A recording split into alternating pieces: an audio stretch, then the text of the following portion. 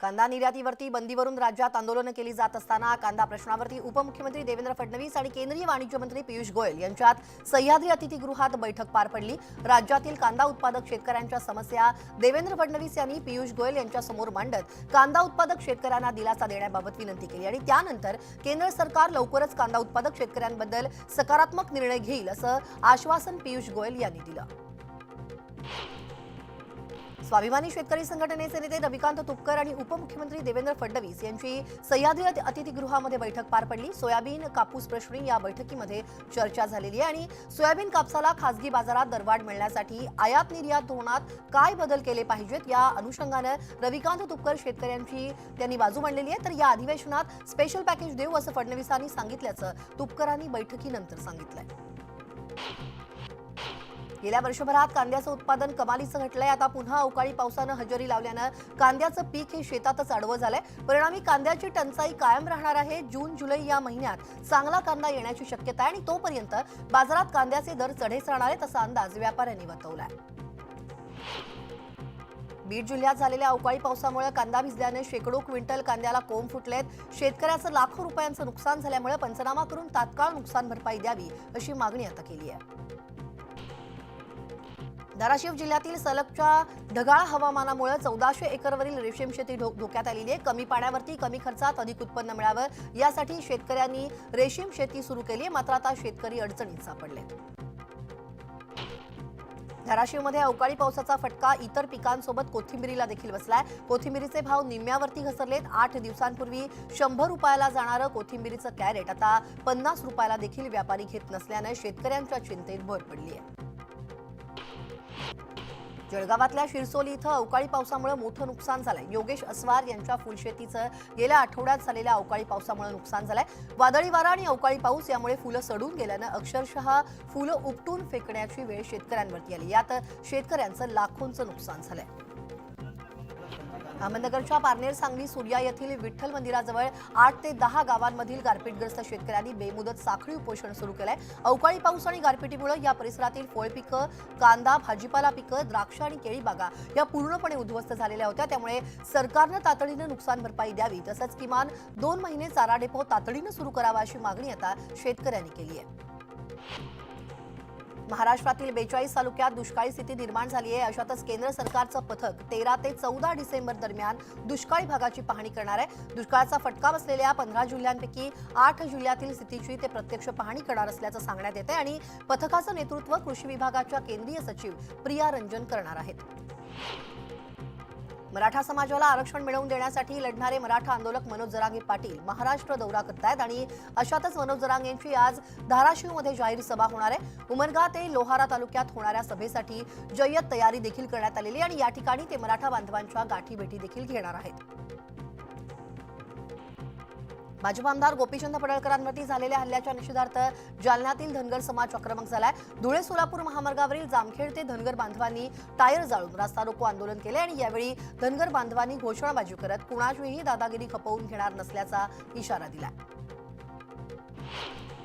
शेतकऱ्यांचे प्रश्न, रोजगार तसंच आरक्षणाच्या मुद्द्यावरून राज्य सरकारला जाब विचारण्यासाठी महाराष्ट्र प्रदेश काँग्रेस समितीचा सोमवारी नागपूर विधान भवनावरती मोर्चा धडकणार आहे। शेतमालाला योग्य भाव मिळावा, धानाला 1000 बोनस द्यावा, हमी भावाने शेतमाल खरेदी केंद्र सुरू करावीत, कांदा निर्यात बंदी उठवावी आणि इथेनॉल निर्मितीवरची बंदी उठवावी या मागण्यांसाठी मोर्चा काढला जाणार आहे। सरकारमध्ये दहशतवाद्यांना मदत करणारी लोक बसली आहेत असा आरोप काँग्रेस प्रदेशाध्यक्ष नाना पटोले यांनी केलाय। महाराष्ट्रामध्ये 2 दिवसांपासून वातावरण तापलेलं आहे। दाऊदचे सोबती सरकारमध्ये बसले असल्याचा आरोप पटोले यांनी केलाय। एनआयए आणि एटीएसच्या कारवायानंतर राज्य सरकार दहशतवादी कारवायांना मान्यता देणारं सरकार आहे का असा सवाल देखील पटोले यांनी केलाय। अकोल्यात ते बोलत होते।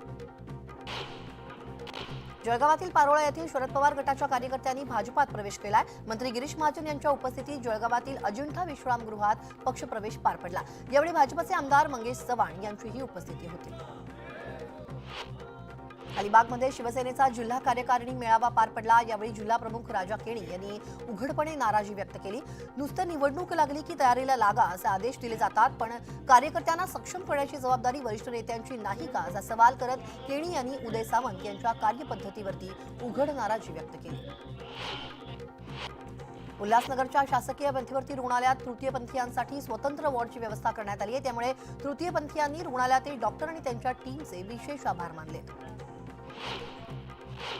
मध्य रेल्वेच्या पुणे विभागातील पुणे लोणावळा उपनगरीय सेक्शनवरती महत्त्वाच्या इंजिनिअरिंग आणि दुरुस्तीच्या तांत्रिक कामासाठी मेगा ब्लॉक घेण्यात येतोय आणि ब्लॉक काळात अनेक लोकल रद्द करण्यात आल्यामुळे प्रवाशांची गैरसोय होणार आहे. वसईमध्ये मॅरेथॉन स्पर्धेचा उत्साह पाहायला मिळाला. यात मोठ्या संख्येनं धावपटूंनी सहभाग घेतला. स्पर्धकांना प्रोत्साहित करण्यासाठी अनेक आशियाई खेळांमध्ये पदक मिळवलेली ॲथलीट पारुल चौधरीनं या कार्यक्रमाला हजेरी लावली. रत्नागिरी जिल्ह्यातील दापोली डॉल्फिनचं दर्शन होत असल्यानं पर्यटक सुखावलेले आहेत. दापोली तालुक्यातील केळशी, अंजर्ले, हरणे, कोलथरे, लाडघर हे जे समुद्र किनारे आहेत, इथे डॉल्फिनचे हॉटस्पॉट हे समुद्र किनारे बनले. त्यामुळे डॉल्फिन सफर करण्यासाठी पर्यटक मोठ्या प्रमाणात इथं पसंती देऊ लागले. अहमदनगर जिल्ह्यातील 22 साखर कारखान्यांपैकी 10 साखर कारखान्यांनी इथेनॉल निर्मितीचे प्रकल्प सुरू केलेत. मात्र केंद्र सरकारच्या केंद्रीय ग्राहक संरक्षण, अन्न आणि नागरी पुरवठा विभागानं इथेनॉल निर्मितीचे प्रकल्प बंद करण्याचे आदेश दिल्यानं जिल्ह्यातील साखर कारखान्यांनी 800 कोटी रुपयांचे खर्च करून उभे केलेले हे जे इथेनॉल निर्मितीचे प्रकल्प आहेत ते बंद होणार आहेत. परिणामी याचा शेतकऱ्यांनाही मोठा फटका बसणार आहे. मध्य आणि हार्बर रेल्वे मार्गावरती आज मेगा ब्लॉक घेण्यात येणार आहे. देखभाल दुरुस्तीच्या कामासाठी मध्य रेल्वेवरती ठाणे ते कल्याण स्थानकादरम्यान आणि अप आणि डाऊन जलद मार्गावरती ब्लॉक घेतला जाणार आहे. तर हार्बर मार्गावरती कुर्ला ते वाजवी दरम्यान ब्लॉक असेल. त्यामुळे प्रवाशांना रेल्वेचं वेळापत्रक पाहूनच प्रवास करावा लागणार आहे. जानेवारी महिन्यात कोस्टल रोडचा पहिला टप्पा सुरू होणार असल्याची माहिती मुख्यमंत्री एकनाथ शिंदे यांनी दिली. CSR एक्सलन्स अवॉर्ड्स प्रदान सोहळ्यात ते बोलत होते. पुढच्या महिन्यात मरीन ड्राईव्ह ते वरळी दरम्यान कोस्टल रोडचा पहिला टप्पा सुरू होणार आहे. कोस्टल रोड सुरू झाल्यामुळे मुंबईकरांचा बराचसा वेळ वाचणार आहे. वेळ मारून न्याल आणि आमची फसवणूक कराल तर पुढचं आंदोलन जड जाईल असा इशारा मनोज जरांगे पाटलांनी सरकारला दिलाय. 24 डिसेंबरला आरक्षण देणार म्हणून सांगितलंय. त्यात कोणीही खोडा घालू नका असं सांगत भुजबळांचं नाव न घेता त्यांनी इशारा दिलाय. लोकसभेचा फॉर्म्युला चांगला ठरलेला आहे. थोडे दिन ठेरो दिखाते है अशा शब्दात जयंत पाटील यांनी सूचक वक्तव्य केलंय. आरक्षण प्रश्नी मुख्यमंत्र्यांनी आपली ठोस भूमिका जाहीर करावी असं आवाहन त्यांनी केलंय. उपमुख्यमंत्री अजित पवार यांचा ताफा अडवण्याचा प्रयत्न अमरावतीजवळ करण्यात आला. अजित पवार अमरावतीच्या दौऱ्यावरून नागपूरच्या दिशेला निघाले असता त्यांचा ताफा विदर्भ बळीराजा प्रकल्पग्रस्त संघर्ष संघटनेकडून अडवण्यात आला. 22 जानेवारी 2024 रोजी केंद्र सरकार आयोजित श्रीराम मंदिराचा लोकार्पण सोहळा करणार आहे आणि लोकसभा निवडणुकीपूर्वी होणाऱ्या या मंदिर लोकार्पणामुळे भाजपला निवडणुकीमध्ये फायदा होणार नाही. त्यामुळे लोकसभा निवडणुकीपूर्वी देशात काहीतरी अनुचित घडवलं जाणार अशी भीती सामाजिक कार्यकर्ते योगेंद्र यादव यांनी व्यक्त केली आहे. 2024च्या निवडणुकीत इंडिया आघाडीच्या उमेदवारांचा प्रचार करणार अशी घोषणा देखील त्यांनी केली आहे. अंतरवाली सराठी लाठीचार्ज प्रकरणानंतर मराठा आंदोलकांवरील गुन्हे मागे घेतले जातील असा शब्द राज्य सरकारनं मराठ्यांना दिला होता. मात्र शुक्रवारी अधिवेशनात सरसकट गुन्हे मागे घेता येणार नाहीत असं वक्तव्य फडणवीस यांनी केलं आणि त्यानंतर आता फडणवीसांवरती हक्कभंग दाखल करावा अशी मागणी मराठा क्रांती मोर्चाच्या संजय लाखे पाटील यांनी केली आहे. तसंच पत्र त्यांनी विधानसभा अध्यक्ष राहुल नार्वेकर आणि दोन्ही विरोधी पक्षनेत्यांना पाठवलंय. शिवसेना मुंबई शहर आणि मुंबई उपनगरच्या संपर्क नेतेपदी शिवसेना सचिव योगेश कदम यांची नियुक्ती करण्यात आली आहे. कदम यांनी खासदार गजानन कीर्तीकर यांची भेट घेत संघटना वाढीवरती चर्चा केली. धनगर समाजाला एसटी प्रवर्गातून आरक्षण देण्याच्या मागणीच्या नागपूर इथं विधानभवनावरती धनगर समाज बांधवांचा 11 डिसेंबरला मोर्चा निघणार आहे आणि या मोर्चाच्या पूर्वतयारीसाठी हिंगोलीमध्ये धनगर समाज बांधवांची बैठक पार पडली. हिंगोली जिल्ह्यातून 10,000 धनगर समाज बांधव नागपूर येथील मोर्चात सहभागी होणार असल्याचं या बैठकीत ठरलेलं आहे. शालेय विद्यार्थ्यांच्या आहारात अंड्यांचा समावेश केलेला निर्णय सरकारनं मागे घ्यावा अशी मागणी भाजपचे आध्यात्मिक आघाडी प्रमुख तुषार भोसले यांनी केली. या संदर्भात त्यांनी मुख्यमंत्री एकनाथ शिंदे यांना निवेदन देखील दिलं असल्याचं सांगितलंय. सोलापुरात एका पोलिसानं स्वतःवरती गोळी झाडून आत्महत्या करण्याचा प्रयत्न केला. या घटनेनंतर सोलापूर पोलीस विभागात खळबळ माजली. वरिष्ठांच्या त्रासाला कंटाळून हे पाऊल उचलल्याचा उल्लेख त्यांनी त्यांच्या स्टेटसमध्ये केलाय. विकास गंगाराम कोळपे असं स्वतःवरती गोळी झाडणाऱ्या पोलीस कर्मचाऱ्याचं नाव आहे. त्याला सध्या उपचारासाठी रुग्णालयात दाखल करण्यात आलंय. चंद्रपूर शासकीय वैद्यकीय महाविद्यालय रुग्णालयातील विविध समस्यांच्या निराकरणासाठी माड संघटना पुढे सरसावलेली आहे। महाविद्यालयात पदव्युत्तर अभ्यासक्रम सुरू झाले तरी प्राध्यापक नसल्याने विद्यार्थ्यांची अडचण होते। शिकाऊ डॉक्टरांच्या वसतिगृहाची स्थिती देखील दयनीय आहे आणि या सर्व गोष्टी तातडीने सुधारण्यात याव्या अशी मागणी आता माडच्या वतीने करण्यात आली आहे।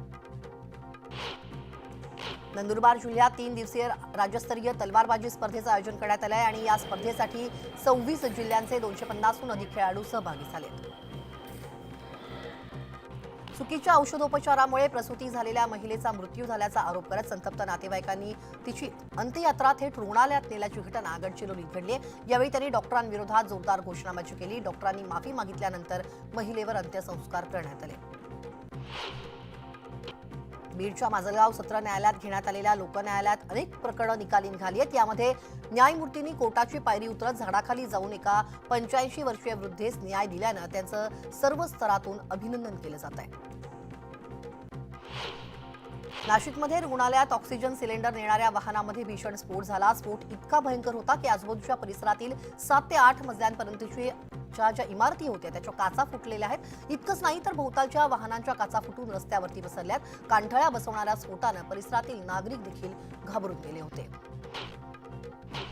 जळगावातील पारोळा तालुक्यातील शिवरे गावात पाण्यातून 29 जणांना विषबाधा झाल्याची माहिती मिळतेय। सर्व रुग्णांची प्रकृती स्थिर आहे, त्यांच्यावरती रुग्णालयात उपचार सुरू आहेत। शेतातील एका ड्रममध्ये अनेक दिवसांपासून साचलेलं पाणी प्यायल्यानं विषबाधा झाली असावी असा आरोग्य विभागाचा अंदाज आहे। सोलापुरातल्या बार्शी तालुक्यातल्या घोळवेवाडी इथं वन विभागानं मोठी कारवाई केली आहे। काळविटाची शिकार करणाऱ्यांना दोघांना अटक करण्यात आली आहे। त्यांना कोर्टात हजर केलं असता पोलीस कोठडीत देखील सुसून आणण्यात आली आहे। मुंबई पुणे महामार्गावर खोपोली हद्दीत कोल्हापूरला जाणाऱ्या खासगी बसचा अपघात झाला। यात बस चालक जागीच ठार झालेला आहे। 10 प्रवासी जखमी झालेत। दरम्यान जखमींवरती सध्या रुग्णालयात उपचार सुरू आहेत। भीषण अपघातामुळे या ठिकाणी काही काळासाठी वाहतूक विस्कळीत झाली होती। उल्हासनगरच्या श्रीराम चौकात 2 अज्ञात चोरट्यांनी बाईकची चोरी केल्याची घटना घडली आहे। रात्रीच्या सुमारास चोरट्यांनी हँडल लॉक तोडून बाईक चोरत पोबारा केला आणि या प्रकरणी विठ्ठलवाडी पोलीस ठाण्यात गुन्हा दाखल करण्यात आलेला आहे। पोलीस चोरट्यांचा शोध घेत आहेत। श्रीरामपूरच्या खंडाळ्यात ऊस वाहतूक करणारा ट्रक उलटल्यानं भीषण अपघात झालाय। ट्रक खाली 5 जण दबले गेल्याची भीती असून त्यांना बाहेर काढण्याचे प्रयत्न सुरू आहेत। जयपूर आणि मुंबईकडे येणाऱ्या एक्सप्रेसमध्ये 4 प्रवाशांची गोळ्या झाडून हत्या केलेल्या चेतन कुमार सिंहच्या पत्नीनं नवा खुलासा केलाय। हिंदुत्व धोक्यात आल्याची भीती वाटत होती। मानसिक आजारी असल्यानं ही घटना घडल्याचं त्यांनी सांगितलंय। रेल्वे अधिकाऱ्यांच्या निष्काळजीपणामुळे ही घटना घडल्याचा आरोप त्यांनी केला। बांगलादेश वाया कोलकाता ते विरारच्या सेक्स रॅकेटचा AHTU पर्दाफाश केलेला आहे आणि यावेळी 3 बांगलादेशी मुलींची सुटका देखील करण्यात आली आहे। विरारच्या म्हाडा वसाहतीत हे सेक्स रॅकेट चालत असल्यानं परिसरात एकच खळबळ माजली। या प्रकरणी बांगलादेशी आरोपीला अटक देखील करण्यात आली आहे। गलाई व्यवसायानिमित्त कानपूरमध्ये गेलेल्या सांगलीच्या 2 तरुणांनी काही गलाई व्यावसायिकांचे तब्बल 16 कोटींचे सोनं आणि रोख रक्कम घेऊन पोबारा केलाय। ही चोरी CCTVमध्ये कैद झालेली आहे। कानपूर पोलीस सांगलीत त्यांचा शोध घेत आहेत। सध्या आळंदीमध्ये संत ज्ञानेश्वर महाराज संजीवन समाधी सोहळा पार पडतोय। राज्यभरातून लाखो वारकरी आळंदीत दाखल झालेले आहेत। मंदिर प्रशासनानं या सोहळ्याची जय्यत तयारी केलेली आहे। मंदिराला आकर्षक विद्युत रोषणाई करण्यात आली आहे। त्याची ड्रोन दृश्य ही समोर आली आहेत। 6 डिसेंबर रोजी आयकर विभागानं ओडिसातील काँग्रेस खासदार धीरज साहू यांच्या घरावरती छापा टाकला। त्यांच्या घरातून इतका काळा पैसा बाहेर आलाय की नोटा मोजण्यासाठी 40 मशीन्स वापरावी लागली आहेत। आतापर्यंत 290 कोटी रुपयांची रोकड सापडलेली आहे। 7 खोल्या आणि 9 लॉकर्सवरती छापे टाकणं अजून बाकी आहे। आयकर विभागाची ही सर्वात मोठी कारवाई मानली जाते। अयोध्येतील श्रीराम मंदिराच्या गाभाऱ्याचा पहिला फोटो समोर आलाय। श्रीराम जन्मभूमी तीर्थक्षेत्र ट्रस्टचे महासचिव चंपत राय यांनी हे फोटो शेअर केलेत। भगवान श्री रामलला यांचं गर्भगृह जवळपास तयार झाल्याचं त्यांनी म्हटलंय। बातमी पाहूयात विस्तारानं। राज्यातील भावी मुख्यमंत्र्यांच्या यादीत आता नव्या नेत्याचा समावेश झालाय। अजित पवार गटाचे नेते छगन भुजबळ यांचे भावी मुख्यमंत्री म्हणून बॅनर झळकायला सुरुवात झालेली आहे। पाहूयात हा एक रिपोर्ट।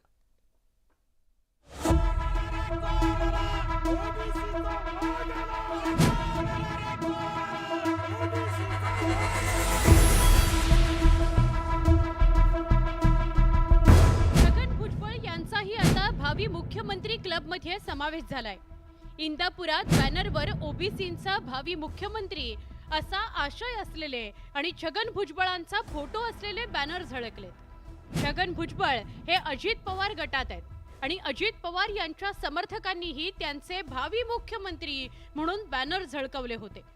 अजित पवार वेटिंग मध्ये असताना छगन भुजबळही भावी मुख्यमंत्र्यांच्या क्लब मध्ये सहभागी झालेत। त्यामुळे अजित पवार यांना ही स्पर्धा निर्माण झाली आहे। ज्यांनी लावले त्यांची इच्छा असेल की भुजबळ साहेबांनी मुख्यमंत्री व्हावं, हे असं प्रत्येक जणांचे समर्थक लावतातच। राज्यात मराठा आणि ओबीसींमध्ये आरक्षणाच्या मुद्द्यावरून आधीच तणाव निर्माण झालाय। मनोज जरांगे पाटील मराठा समाजाचं नेतृत्व करतायत, तर ओबीसींच्या नेतृत्वाची धुरा छगन भुजबळ सांभाळतायत। ओबीसींचं नेतृत्व करत असतानाच छगन भुजबळ आता ओबीसींचे भावी मुख्यमंत्री म्हणून समोर आले। त्यामुळे आगामी काळात ओबीसी समाज राजकारणात वेगळी भूमिका घेणार आहे का, असा प्रश्न निर्माण झालाय। भारतीय जनता पार्टीचा मतदार मराठाही आहे, ओबीसी आहे, SC ST आहे आणि त्या ठिकाणी आदिवासी सुद्धा आहे। त्यामुळे आम्ही सर्वांना सबका साथ सबका विकास या भूमिकेत काम करणारे आम्ही आहोत आणि सर्व मतदारांना घेऊन आम्ही चालणारे लोक आहोत। याच्यामध्ये नेत्यांचा दोष कधीच नसतो। नेत्यांच्या मनातही असा भावही निर्माण होत नाही, पण गेल्या 1.5 वर्षामध्ये असे साधारणतः 20-22 कार्यकर्ते असतील की ज्यांनी आपल्या नेत्याला खुश व्हावं व आपला स्वार्थ साधता यावा यासाठी असे बोर्ड लावले जातात। शेवटी आपण गेल्या काही वर्षातच हे घडतंय की मुख्यमंत्री म्हणून बोर्ड लावण्याची एक साधारणतः स्पर्धा सुरू झाली आहे। लोकसभा निवडणुका आता 5 महिन्यांवर आल्या आहेत। त्या पाठोपाठ विधानसभा निवडणुका होणार आहेत आणि त्या पार्श्वभूमीवर आता ओबीसींनी त्यांचा मुख्यमंत्री निवडलाय। त्यामुळे या बॅनरचे आगामी